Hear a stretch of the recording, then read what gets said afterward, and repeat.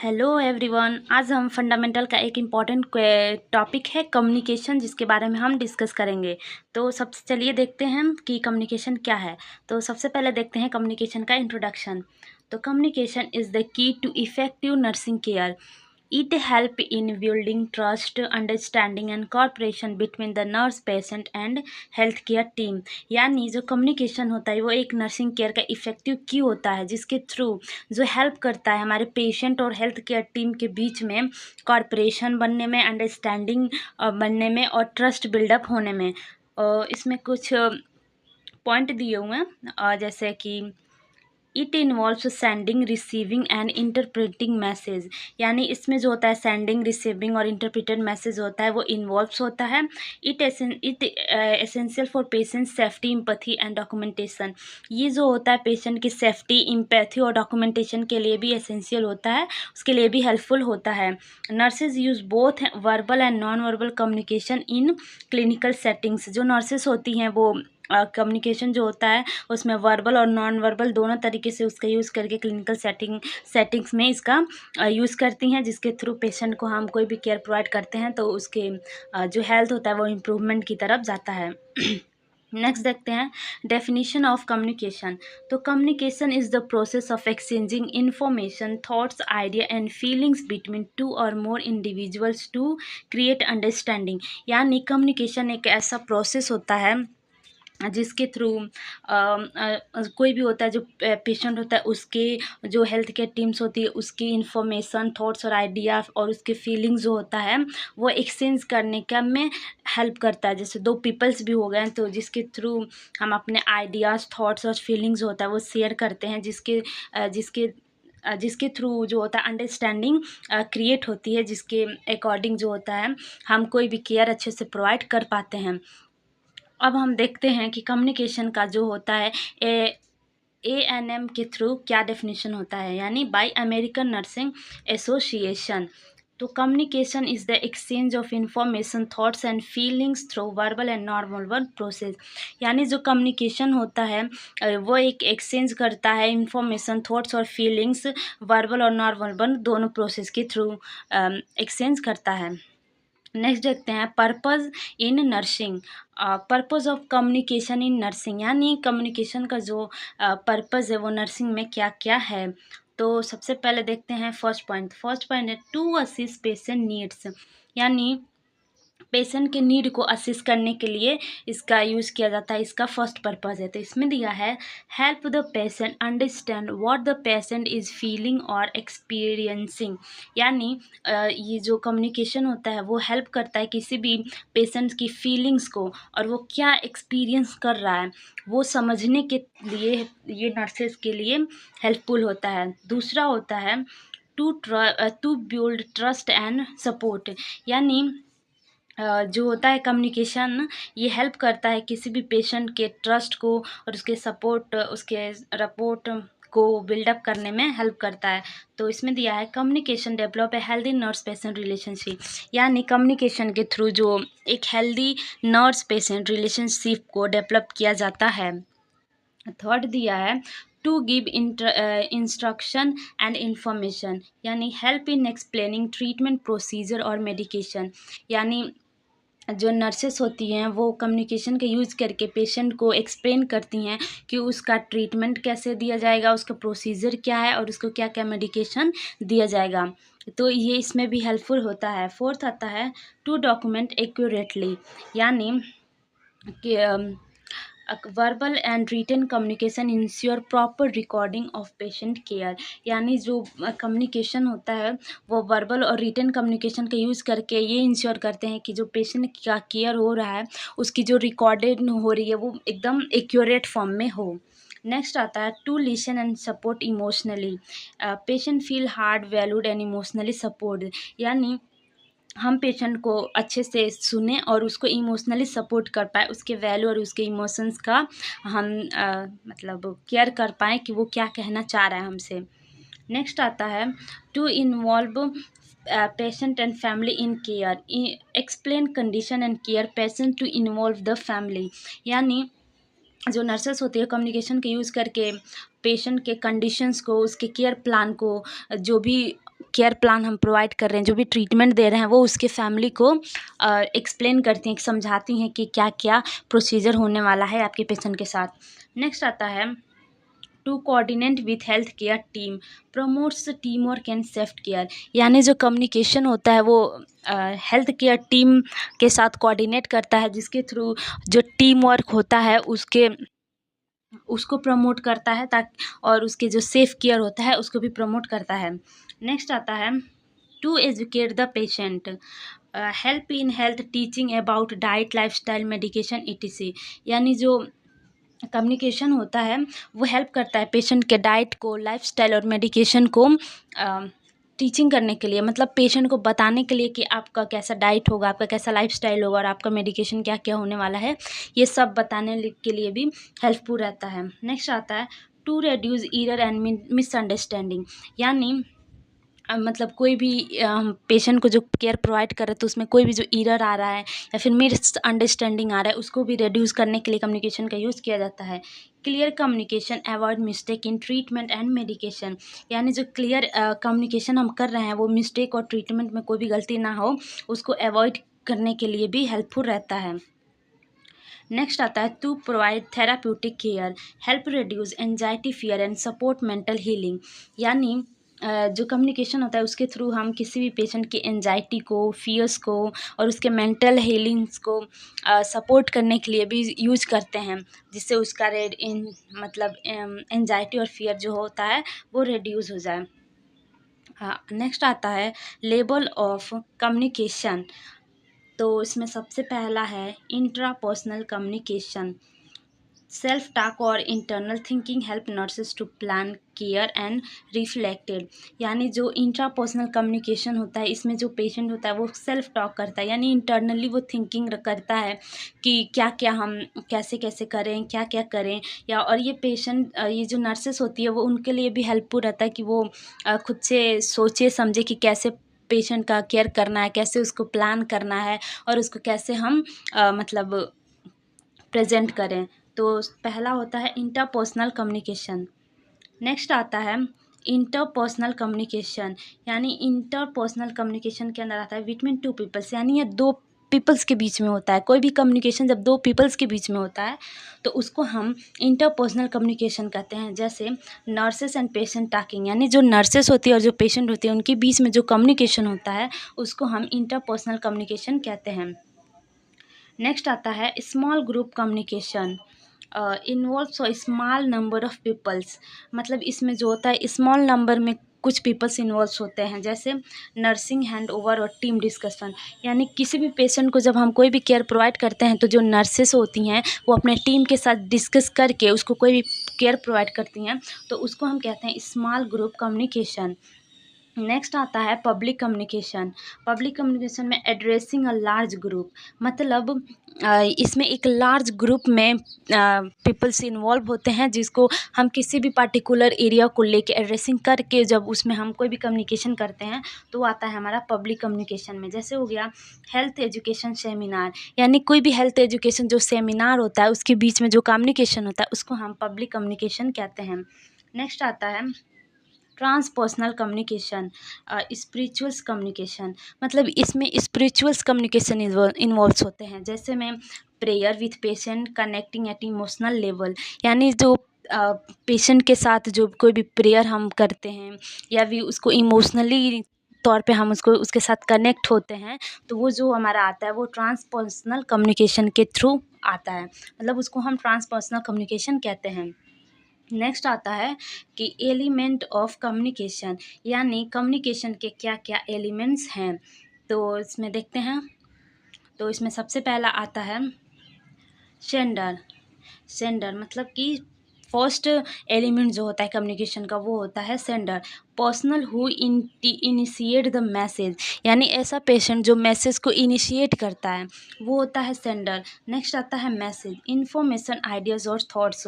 Message जैसे कोई भी पहला है देखते हैं हम, पहला है सेंडर, यानी कोई भी पेशेंट होता है जो मैसेज को इनिशिएट करता है, ठीक है। फिर नेक्स्ट आता है कि जो मैसेज वो इनिशिएट हुआ है वो मैसेज के थ्रू, मतलब इंफॉर्मेशन, आइडिया, थॉट्स के थ्रू जो होता है वो कहीं भी मतलब जाता है। तो जैसे वो जा रहा है, मतलब कोई भी इंफॉर्मेशन, आइडिया और थॉट्स है वो हम किसी चैनल के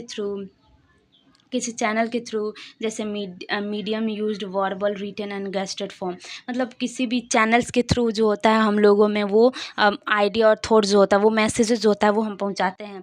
फिर जो होता है ना, फोर्थ होता है रिसीवर, यानी कोई भी जब हम मैसेज होता है किसी चैनल्स के थ्रू जब हम मतलब बाहर लेते हैं, तो वो रिसीवर्स जो होते हैं, person who receive interpret the message, यानी रिसीवर्स जो ऑडियंस होती हैं जो उसको रिसीव करती हैं, देन जो होता है वो उसको देखती हैं और फिर उसका जो होता है फीडबैक देती हैं, रिस्पॉन्सेज फ्रॉम रिसीवर, यानी कि जैसे पहला हो गया हमारा कि कोई भी सेंडर है वो मैसेज को इनिशिएट किया, फिर जो मैसेज होती है वो किसी आइडिया, थॉट्स या इंफॉर्मेशन के थ्रू किसी चैनल के थ्रू पब्लिक में आती है, फिर पब्लिक में आती है तो पब्लिक में जो ऑडियंस होती है वो उसको रिसीव करती हैं, फिर रिसीव करती हैं, उस आइडियाज़ को देखती हैं, सोचती हैं, देन हमारा फीडबैक देती हैं कि उसमें मतलब वो क्या क्या है। नेक्स्ट आता है कि नॉइज़, मतलब noise, barrier that disturb communications, like emotion, language, background noise, etc, मतलब फीडबैक तो हो गया, फिर उसमें जो हमारा नॉइज़ होता है, मतलब कोई भी कम्युनिकेशन में बैरियर जब आता है तो वो उसको डिस्टर्ब करता है, जैसे इमोशंस हो गए या फिर लैंग्वेज प्रॉब्लम हो गए या फिर जो बैकग्राउंड म्यूज़िक हो गया, उसके थ्रू कोई भी बैरियर जो होता है वो कम्युनिकेशन में बैरियर क्रिएट कर सकता है। अब नेक्स्ट आता है टाइप्स ऑफ कम्युनिकेशन, यानी कम्युनिकेशन के टाइप्स क्या क्या हैं। तो सबसे पहला है कि ये क्या है, एज पर सिलेबस, मतलब कम्युनिकेशन के जो टाइप्स है, तो इसमें सबसे पहला टाइप्स आता है कि वर्बल कम्युनिकेशन में जैसे स्पोकन और written language include tone, spin, clarity used in giving instruction, patient education, यानी वर्बल कम्युनिकेशन जो हम वर्बली किसी के साथ कम्युनिकेशन करते हैं, स्पोकन फॉर्म में, रिटन फॉर्म में, इसमें कोई टोन होता है, कोई स्पीड होता है, क्लैरिटी होती है, और फिर यूज्ड इन गिविंग इंस्ट्रक्शन या पेशेंट एजुकेशन, मतलब इसमें हम किसी भी पेशेंट को इंस्ट्रक्शन देते हैं, एजुकेशन देते हैं, तो वो सारा जो होता है वो हमारे वर्बल कम्युनिकेशन में इंक्लूड होता है। नेक्स्ट आता है नॉन वर्बल कम्युनिकेशन, यानी कि हम बिना बात किए जो कम्युनिकेशन क्रिएट करते हैं तो उसको हम नॉन वर्बल कम्युनिकेशन कहते हैं, जिसमें इसमें दिया है विदाउट वर्ड्स, मतलब बिना किसी वर्ड का यूज़ किए जब हम कोई भी कम्युनिकेशन करते हैं उसको नॉन वर्बल कम्युनिकेशन कहते हैं। इसमें आता है facial expression, posture, gestures, eye contact, मतलब इसमें क्या क्या इंक्लूड होता है, फेशियल एक्सप्रेशन, किसी के फेशियल एक्सप्रेशन से हम उसके इमोशंस को समझ रहे हैं, उसके बॉडी पोस्चर से समझ रहे हैं, उसको आई कांटेक्ट कर रहा है, उसके थ्रू हम समझ रहे हैं कि वो क्या कहना चाह रहा है, तो वो हमारा जो होता है वो नॉन वर्बल कम्युनिकेशन में आता है। Help Conway emotions and understanding, मतलब ये पेशेंट के इमोशंस को समझने के लिए भी हेल्पफुल होता है। नेक्स्ट आता है विजुअल कम्युनिकेशन, मतलब विजुअल कम्युनिकेशन में आता है कि हम कोई भी ऐसी चीज़ होता है जिसको देख के हम कम्युनिकेट कर पा रहे हैं, समझ पा रहे हैं कि वो हमें क्या कहना चाह रहा है, जैसे use of images, chart, sign, symbols, example hospital signatures, diagram, यानी इसमें हम किसी भी इमेज का, किसी भी चार्ट के थ्रू, किसी भी साइन और सिंबल्स के थ्रू कोई भी चीज़ जो होती है वो हम कम्युनिकेट कर पा रहे हैं, कि समझ पा रहे हैं किसी फ़ोटो के थ्रू कि वो हमें क्या कहना चाह रहा है, तो वो जो होता है वो विजुअल कम्युनिकेशन के अंदर आता है। नेक्स्ट आता है कि प्रोसेस ऑफ कम्युनिकेशन, यानी कम्युनिकेशंस के क्या क्या प्रोसेस होते हैं, और इसको हम कम्युनिकेशन साइकिल्स भी कहते हैं। तो इसमें सबसे पहले आता है आइडिया, नेक्स्ट है इनकोडिंग, नेक्स्ट है मैसेज ट्रांसमिशन, नेक्स्ट है डिकोडिंग और नेक्स्ट है फीडबैक। तो सबसे पहले देखते हैं idea. The sender things of a message, यानी जो सेंडर होता है वो एक मैसेज थिंक करता है, तो उसको हम आइडिया बोलते हैं। देन जो होता है वो आइडिया जो होता है वो हम एक अंडरस्टैंडिंगल फॉर्म में कन्वर्ट करते हैं, तो उसको हम डिकोडिंग कहते हैं। ठीक है, और फिर से डिकोडिंग तो हम कर लिए, सॉरी इनकोडिंग, तो इनकोडिंग हम कर लिए। ठीक है, अब नेक्स्ट जो होता है कि message transmission, sending a message through a channel, यानी जो हम आइडिया सोचे उसको हम एक अंडरस्टैंडिंग फॉर्म में कन्वर्ट कर लिए, अब उसको हम मैसेज को चैनल्स के थ्रू सेंड करेंगे, तो वो होता है मैसेज सेंडर ट्रांसमिशन। नेक्स्ट आता है डिकोडिंग, यानी रिसीव अंडरस्टैंडिंग द मैसेज। मतलब जो डिकोडिंग होती है, वो जो मैसेज आता है उसको हम रिसीव, उसके अंडरस्टैंड को रिसीव करते हैं, तो वो आता है डिकोडिंग। देन रिसीव करने के बाद जो होता है हम उसको देखते हैं और फिर उसका हम फीडबैक फीडबैक देते हैं। मतलब उसको देख के अब वो क्या है, हम उसको देखें और फिर उस पे हम क्या रिएक्ट कर रहे हैं, मतलब हम उस पे कैसे रिएक्ट कर रहे हैं, वो हमारा फीडबैक के अंदर आता है, वो हमारा फीडबैक के अंदर आता है। फिर नेक्स्ट होता है noise, any disruption during the process, यानी उस प्रोसेस के थ्रू, उस प्रोसेस के दौरान कोई भी डिस्टर्बेंस क्रिएट हो रहा है तो उसको हम नॉइज़ बोलते हैं।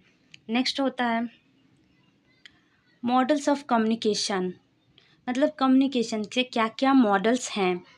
तो सबसे पहला है लीनियर मॉडल, मतलब linear model, one way communication, no feedback, example announcement. मतलब लीनियर मॉडल हम ऐसे ऐसे ऐसे मॉडल्स हैं जिसमें वन वे कम्युनिकेशन होता है, मतलब इसमें बस हम वन वे कम्युनिकेशन करते हैं। जैसे दिया है कि अनाउंसमेंट, तो अनाउंसमेंट में जो एक अनाउंसर होता है वो सिर्फ अनाउंस करता है, उसमें वो किसी के साथ कम्युनिकेट नहीं कर रहा है, वो अनाउंस कर रहा है। इसमें पेशेंट्स का या फिर किसी भी चीज़ का हम फीडबैक नहीं लेते हैं, तो वो हमारा जो होता है वो लीनियर मॉडल होता है।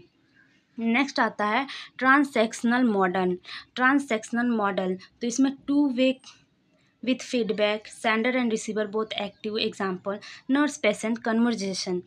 इसमें टू वे कम्युनिकेशन होता है, मतलब इसमें एक सेंडर होता है और एक रिसीवर होता है, दोनों मिलके जब कोई भी कम्युनिकेशन क्रिएट करते हैं तो उसको हम ट्रांसैक्शन मॉडल कहते हैं। एग्जांपल के तौर पे नर्स और पेशेंट के बीच में जो जो कन्वर्जेशन होता है उसको हम ट्रांसैक्शन मॉडल कहते हैं।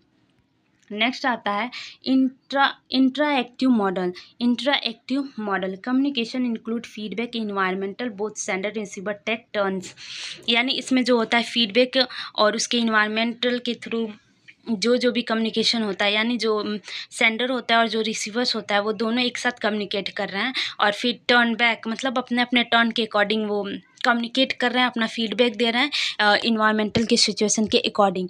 तो वो जो होता है इंट्राएक्टिव मॉडल में आता है। नेक्स्ट आता है फैक्टर अफेक्टिंग कम्युनिकेशन, यानी ऐसे कौन कौन से फैक्टर हैं जो हमारे कम्युनिकेशन को अफेक्ट कर रहे हैं।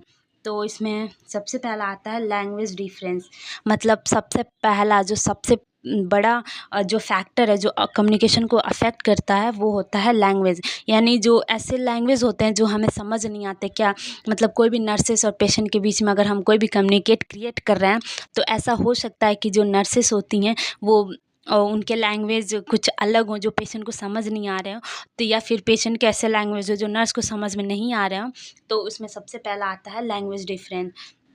नेक्स्ट आता है सेंसरी डेफिसिट, यानी सेंसरी डेफिसिट में आता है हियरिंग स्पीच प्रॉब्लम, यानी सेंसरी डेफिसिट में मतलब कोई भी होता है जिसको सुनने में प्रॉब्लम होता है या फिर स्पीच प्रॉब्लम्स होता है कि वो क्लियर स्पीच नहीं दे पा रहा है जिसके थ्रू वो उसको समझ में नहीं आ रहा है। नेक्स्ट आता है इमोशनल स्ट्रेस और एंजाइटी, मतलब इमोशनली अगर कोई भी स्ट्रेस हो, उसका इमोशनली कोई भी स्ट्रेस हो, एंजाइटी हो जिसके थ्रू वो कम्युनिकेशन को समझ नहीं पा रहे, तो ये भी एक ऐसा फैक्टर होता है जो कम्युनिकेशन को अफेक्ट करता है।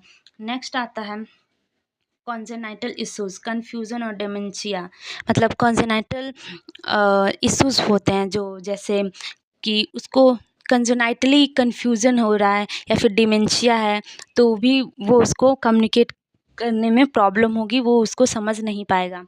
नेक्स्ट आता है कल्चर बैरियर्स, यानी कल्चर बैरियर्स में होते हैं कि जैसे कोई भी कल्चर बिलीव्स हो गए, जो बहुत सारे फाल्स बिलीव होते हैं जिसकी जो भी वो भी जो एक मेन बैरियर होता है जो कम्युनिकेशन को अफेक्ट करता है। नेक्स्ट आता है इन्वायरमेंटल नॉइज़ लाइटिंग प्राइवेसी, मतलब कि इसमें आता है कि इन्वायरमेंटल फैक्टर हो सकता है जिसमें जैसे कोई भी नॉइज़ी प्लेस हो या फिर कोई बहुत सारे लाइट्स लगे हों जिससे कोई प्रॉब्लम्स हो रहे हों या फिर प्राइवेसी ना होने की वजह से जो होता है कम्युनिकेशन अच्छे से नहीं हो पा रहा है, मतलब वो ओपनली बोल नहीं पा रहा है तो ये भी एक ऐसा फैक्टर होता है जो कम्युनिकेशन को अफेक्ट करता है। नेक्स्ट आता है time time pressure busy schedule, मतलब टाइम ना होने के कारण, मतलब उसका बिजी शेड्यूल होने के कारण जो होता है कम्युनिकेशन अच्छे से ना हो पा रहा हो, तो ये भी एक फैक्टर होता है जो कम्युनिकेशन को अफेक्ट करता है। आई होप आप लोगों को समझ में आ गया होगा। अब नेक्स्ट देखते हैं, importance of communication in nursing, यानी कि कम्युनिकेशन का क्या क्या इम्पोर्टेंस है नर्सिंग में। तो सबसे पहला आता है इम्प्रूव नर्स पेशेंट रिलेशनशिप, यानी नर्स पेशेंट रिलेशनशिप को इम्प्रूव करने के लिए भी ये हेल्पफुल होता है। नेक्स्ट आता है इंश्योर एक्यूरेंस पेशेंट असेसमेंट, यानी पेशेंट के एक्यूरेट असेसमेंट के लिए भी इसका हेल्प किया जाता है। नेक्स्ट आता है सपोर्ट इफ़ेक्टिव डॉक्यूमेंटेशन, यानी अच्छे तरीके से डॉक्यूमेंटेशन करने के लिए भी हम कम्युनिकेशन का यूज़ करते हैं। नेक्स्ट आता है इनहेंस टीम कोऑर्डिनेशन, यानी टीम वर्क को ये इम्प्रूव करता है ताकि हम अपने टीम के साथ कोऑर्डिनेट करके और कोई भी केयर अच्छे से प्रोवाइड करें और कोई भी वर्क करें। नेक्स्ट आता है रेड्यूस एरर, यानी गलती को कम करने के लिए भी इसका यूज़ करा जाता है। नेक्स्ट आता है बिल्ड ट्रस्ट एंड एम्पैथी, यानी ट्रस्ट और एम्पैथी को बिल्डअप करने के लिए भी कम्युनिकेशन का यूज़ किया जाता है। आई होप आप लोगों को ये टॉपिक बहुत अच्छे से समझ में आ गया होगा। अब मिलते हैं नेक्स्ट वीडियो में। Thank you.